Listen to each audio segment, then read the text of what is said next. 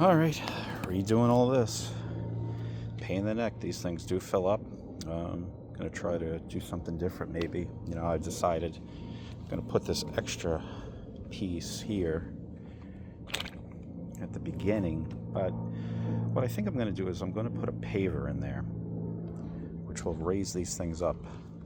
On the bottom of these planters, there's actually rock and then screening so it can drain out. There's a big hole on the bottom.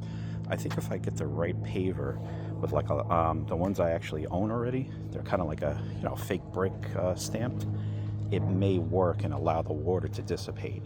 That was my main concern. So I'm gonna try to let this dry out. I gotta clean out all the rocks and then stamp it down with the tamper and then see what I can do here to improve on this, because you know what, it's just all the crud comes in on this side too. That's just how it looks. So yep, always something to do. Here's the finished product. Almost forgot.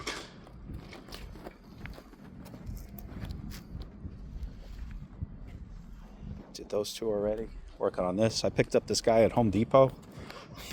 Freaking guy's amazing. ¿Qué pasa, man? Yeah. Guy's a hard worker. Aquí?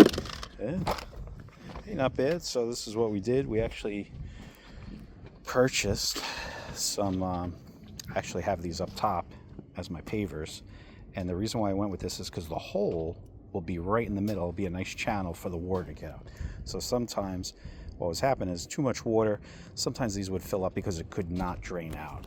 So now we screen it, put the rocks around it. We're putting this little border in just to try to keep the dust and dirt out more as much as possible. And that's it.